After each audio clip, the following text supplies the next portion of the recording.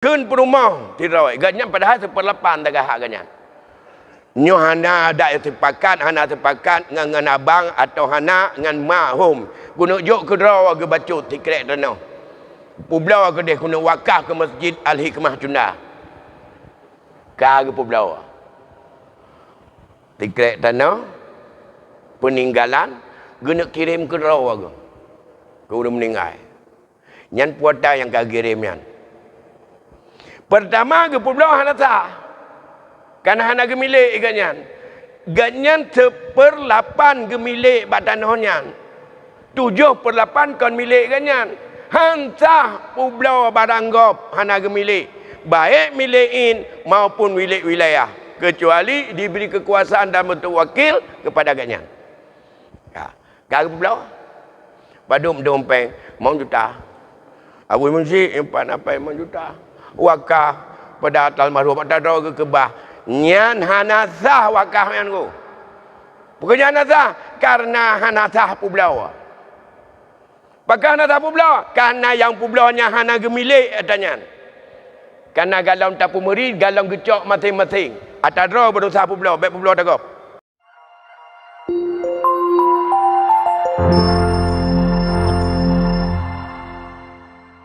Bismillahirrahmanirrahim.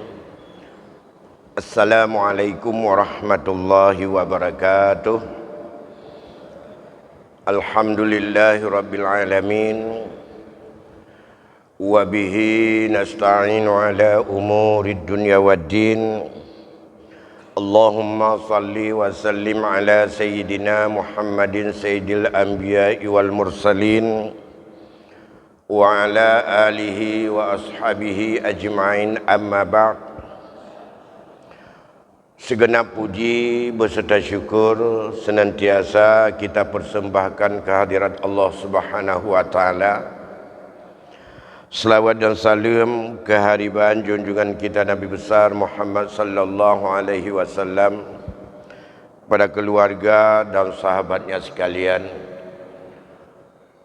Yang mulia guru-guru kami, bapa-bapa, ibu-ibu, sidang jamaah pengajian yang dimuliakan Allah Subhanahu wa taala. Kembali pada malam ini kita lanjutkan pengajian kita berkaitan dengan ilmu faraid yang merupakan ilmu yang sangat dikhawatirkan oleh Rasulullah akan mudah sirna di permukaan bumi karena umat mudah untuk melupakannya. Dilupakan oleh umat itu karena pengaruh dengan intervensi nafsu yang sarakah, yang merasa bahawa harta itu seolah-olah bisa untuk dikuasai dengan sesukanya. Oleh karena demikian kita sambung pada minggu yang lalu untuk bisa kita menjadi sebuah patron standar yang dipakai dalam ilmu faraid ini. Cirinya ada 5 prinsip atau 5 azas.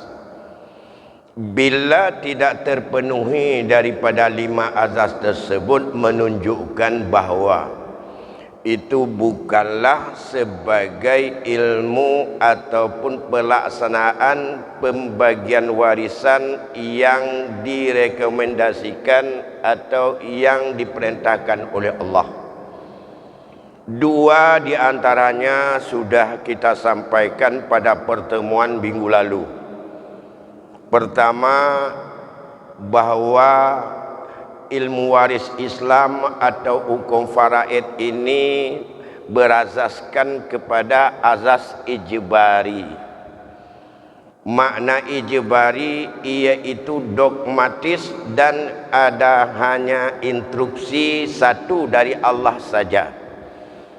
Tidak punya hak oleh ahli waris, apalagi di luar ahli waris, untuk mengambil kebijakan lain selain hanya menerima dengan ridha dan puas terhadap apa yang telah Allah tetapkan.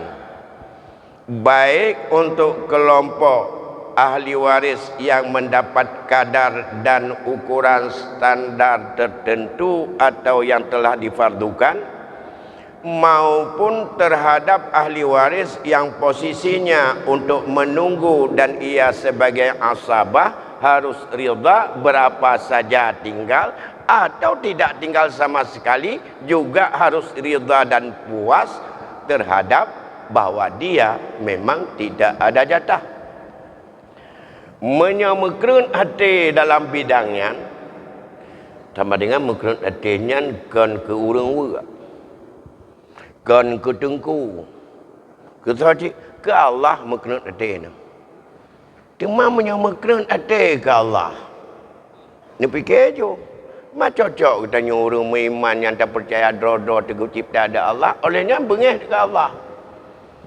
Sungguh tak pantas dan tak layak itu ada pada seseorang yang ia itu orang yang beriman dan orang yang Islam. Maka baik ni pun bengih drawat tu. Kepada tengku baik tak pun bengih drawat tu. Kepada keluarga dan baik tak pun bengih drawat tu. Kepada kitab dan baik tak pun bengih drawat tu. Kepada orang tua gampung bila gepegah laginya hukum. Atau biasa yang bengihnya gegetanya kan yang hana teruk. Merasa bahawa kenlun yang agam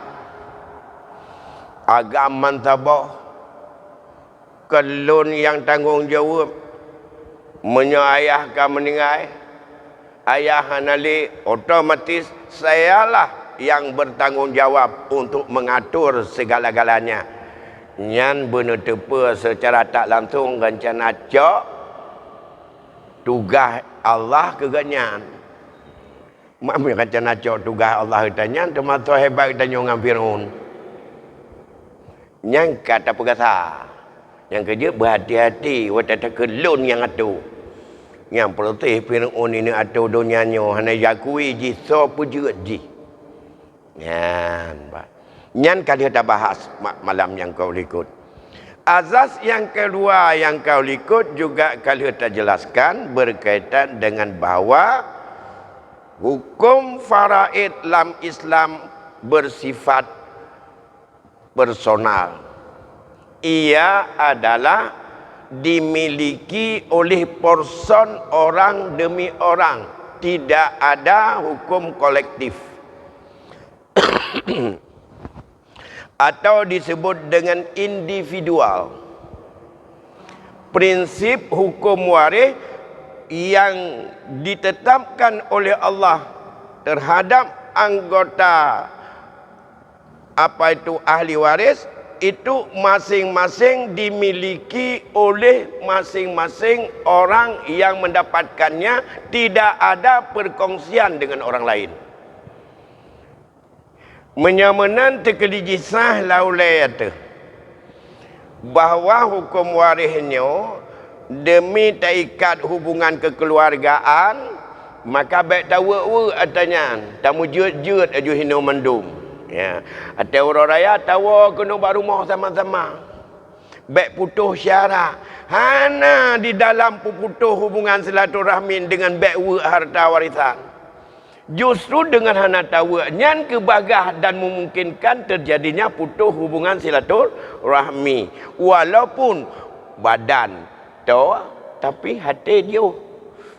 Ya, silakan. Terima kasih Abu sebelum lanjut ke dalam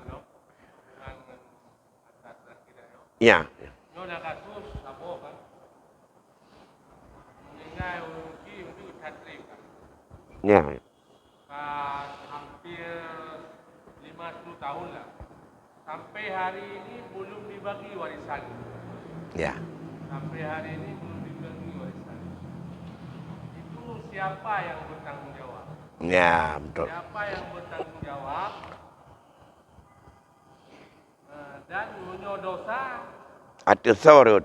So yang paling layak dosa. Ya. Nyonya yang dosa, so yang paling layak dosa. Itu ke. Yang paling duha, yang kedua, yang paling sakit. Dan dosa tiba. Ya. Terima kasih. Terima kasih. Ada orang pewarisnya sudah meninggal bukan 5, mungkin sudah 10 tahun yang lalu. Warisan yang ditinggalkan 10 tahun yang lalu tidak dibagi-bagi. Masih menumpuk hinan. Ahli waris ada, tapi tidak dibagi. Pertanyaannya, kalau tidak dibagi, siapa yang paling bertanggungjawab dengan Allah nanti hari akhirat akibat tidak bagi itu? Karena dampaknya menimbulkan banyak kezaliman, banyak kerusakan dan banyak terjadinya kekeliruan di dalamnya. Bahkan orang yang berhak menerima harta warisan itu sudah meninggal. Iya. Seharusnya dia make yang kepada Allah. Jadi kan mati ganyan kai. Ganyan kah hana mendemeng ile pun. Anak-anak ganyan hana empat cicok. Dah. Siapa? Ini berkaitan dengan tanggungjawab dalam keluarga. Itu yang paling di depan adalah pada urutan siapa yang jadi wali dalam keluarga itu. Bila yang meninggal sudah meninggal, bertanggungjawab perwaliannya kepada siapa lari. Itulah fungsi wali. Apakah anak laki? Apakah kakek? Apakah abang? Coba lihat, andai kata orang meninggal itu sekarang lapar.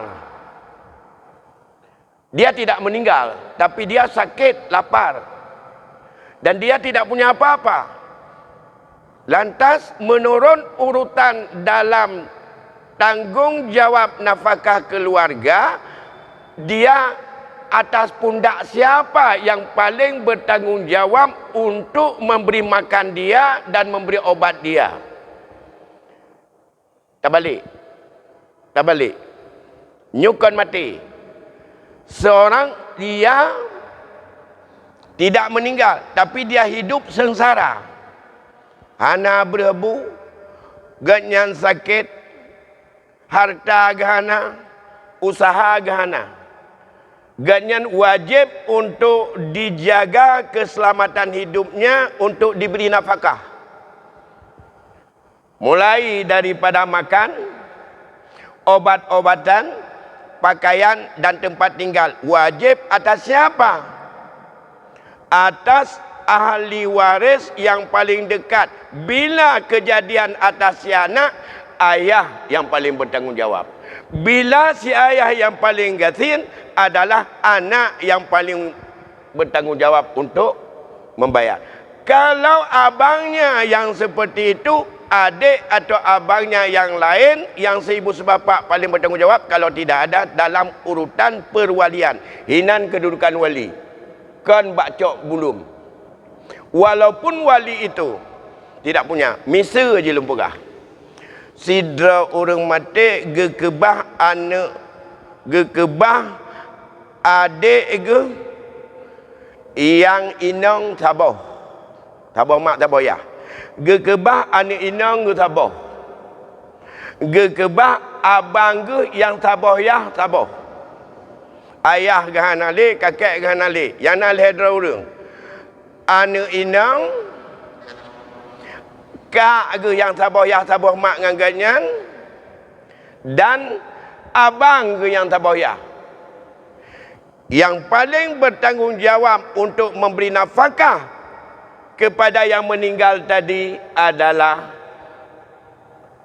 abang yang saboya, yang lagam, yang kabalik dan berakal. Dalam konteks warisan, yang paling berhak menerima anak inang di tengah, sisa diambil oleh saudari kandung. Tapi so yang wajib petruk atanyan dalam keluarga, mana ke petruk ganyan dosa? Abang saboya. Walaupun ganyan hana tapuna, karena kak saboya saboh mak menjadi asabah ma'a ghairi, yang menghabiskan kakak yang seibu sebapak. Sedangkan abang yang sebapak itu adalah sebagai wali, tapi dia dalam konteks ini dia bukan ahli waris, tapi dia wali. So yang paling bertanggung jawab yang keganyan. Ya. Olehnya yang lain yang tidak menuntut, yang punya hak masing-masing, yang tidak menuntut, dan ia harus tahu nuntut sama siapa. Nah, yang paling berkeras dengan kekerasan sampai dengan apapun, dia yang paling besar dosanya. Apa dosa yang dialami? Baik oleh yang bertanggungjawab maupun oleh ahli waris yang punya hak tadi. Yang pertama, semua peninggalannya yang tumbuh hasil daripadanya, yang diambil oleh orang yang ia bukan menurut jatahnya, ia adalah makan secara zalim punya orang lain, saban dengan pajuh riba. Dosa saudara keluarga akibat meninggal seseorang, mereka berdosa karena menzalimi harta di antara keluarga mereka, juga ikut serta oleh yang menjadi wali tadi. Karena hanya ketepat adanya, kecuali haik ketepat. Saban hukum ji lagi getanyo lakau, perumah tu tanggungjawab getanyo. Dekedi ji pubut dosa di perumah tu hana tatam, yang pubut dosa ke perumah dan perumah mentemang dosa. Getanyo hana tak pubut dan hana tatam ikut tabdib dengan dosa perumah yang pubut dosa. Tidak perumah tu budah hijau medan. Hana murim. Ia mublawa kedua. Perjalanan musafir tanpa dibaringi oleh murim hukumnya haram. Dosa haramnya ada saw. Pertama ada perumah. Yang kedua ada lakau. Karena hana getam.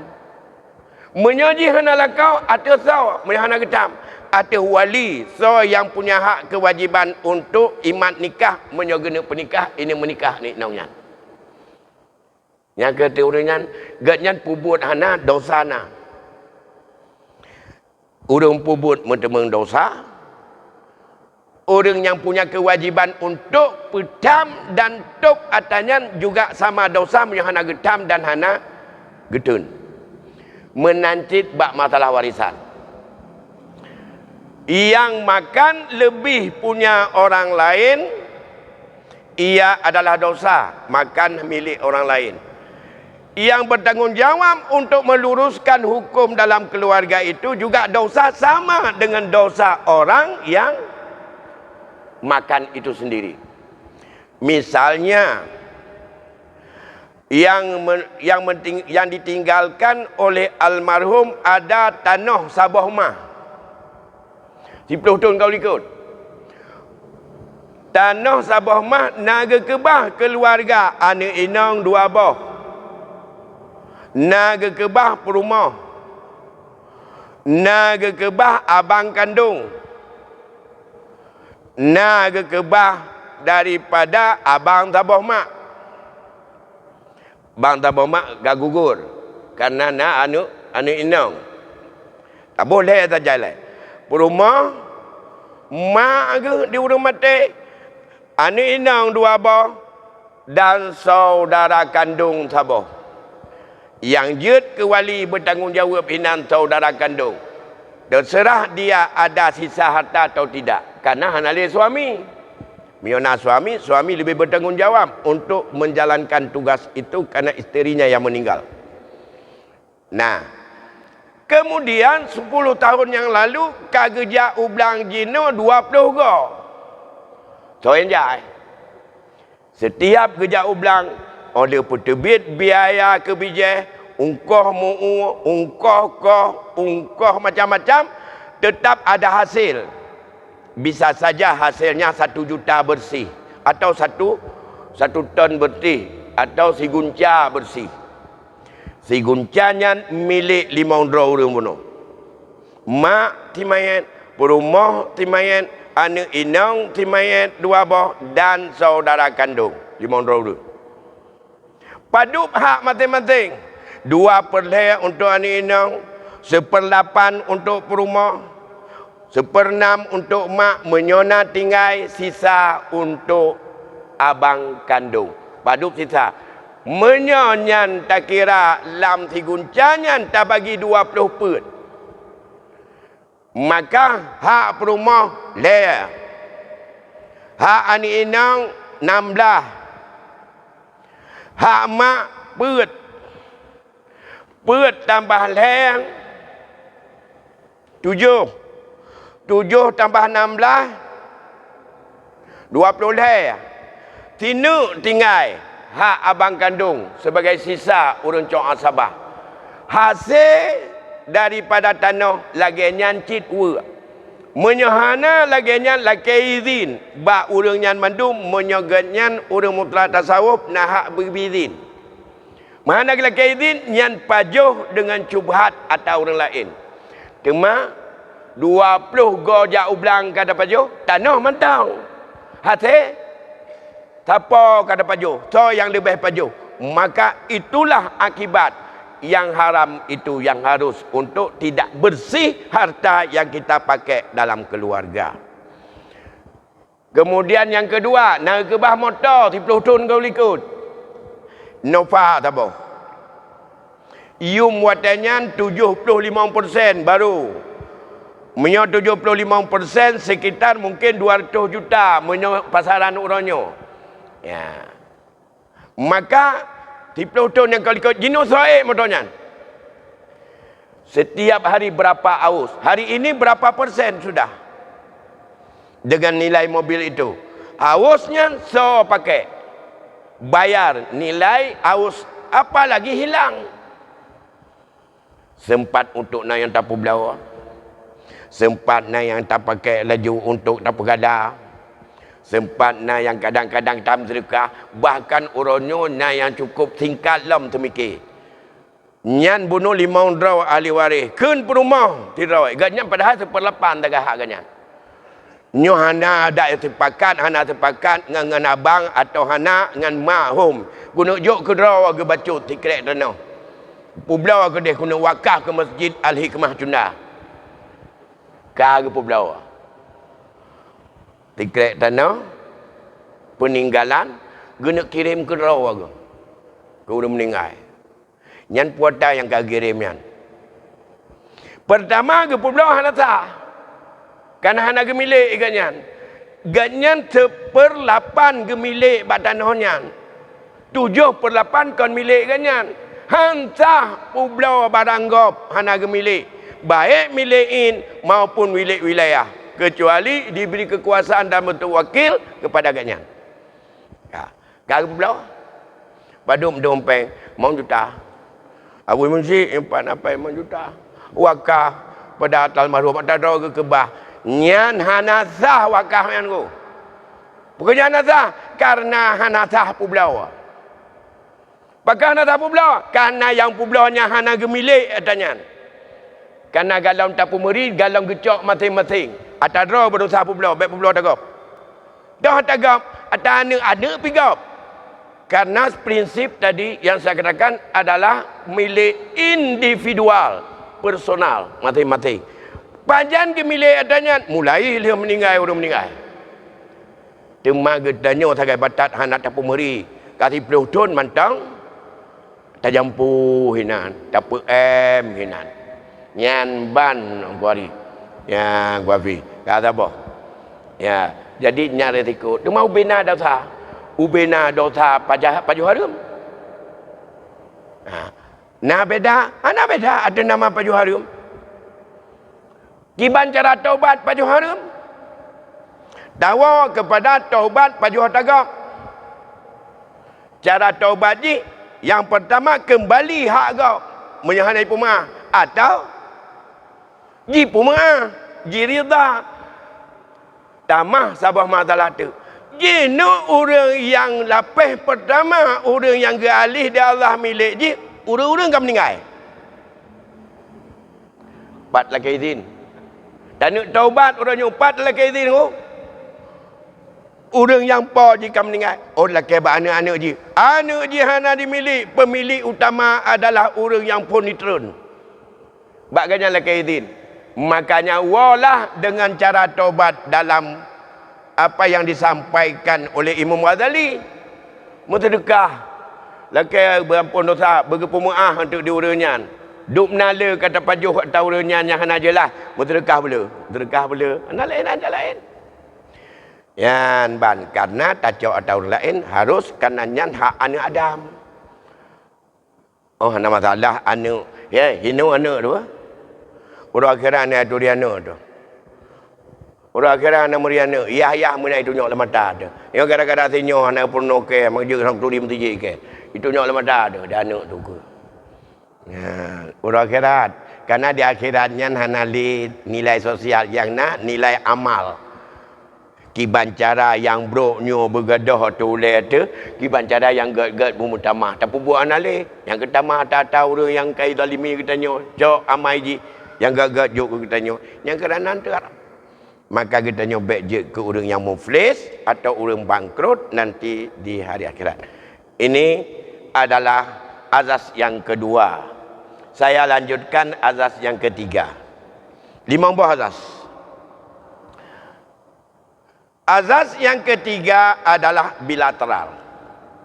Buah makna bilateral. Ahli waris ada hak orang perempuan, ada hak orang lelaki. 2 garis.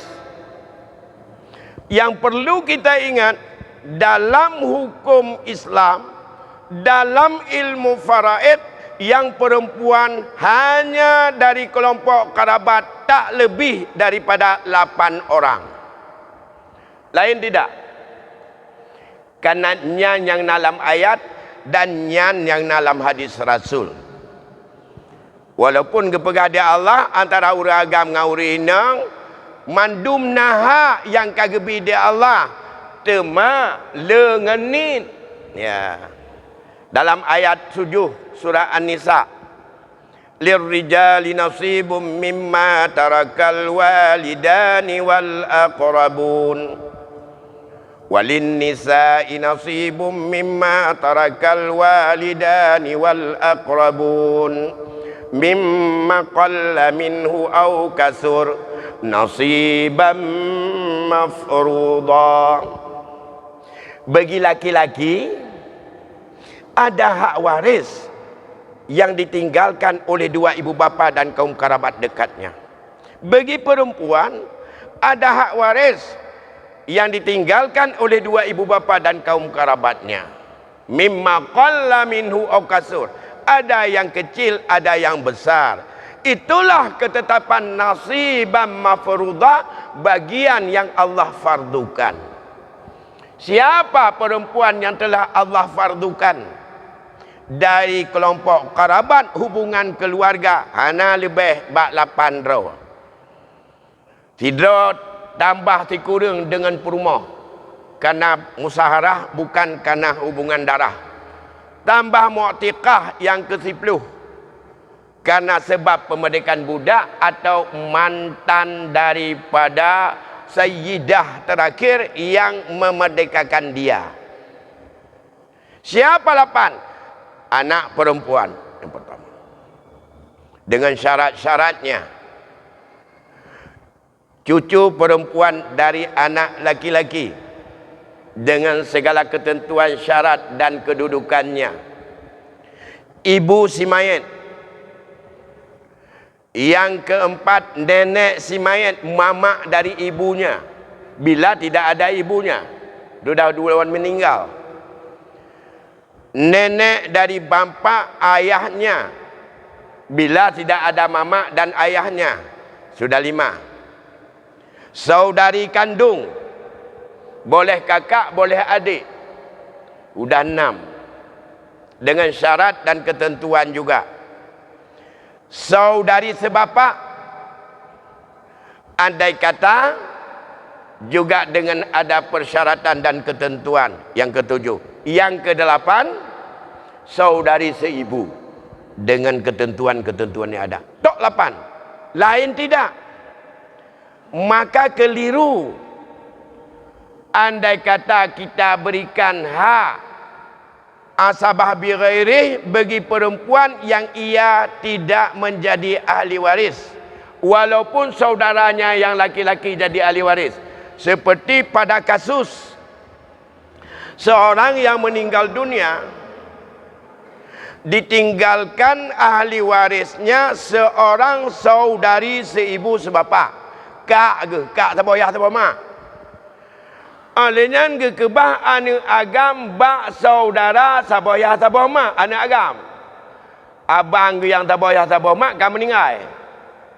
Ganyan nana na anak inang na anak agam. Nyan yang mengambil asabah adalah anak laki-laki daripada abang yang seibu sebapa.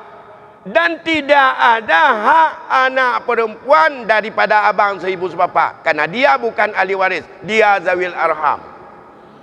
Ada beberapa kejadian di daerah kita yang memberikan kepesaban antara abang ji dengan adik ji ya inang anak kemun anak abang ke almarhum, kepesaban dengan anak inang dengan anak agam, cucu inang dengan cucu agam. Hana saban je ahli waris, jikon ahli waris, dia zawil arham, tidak dapat.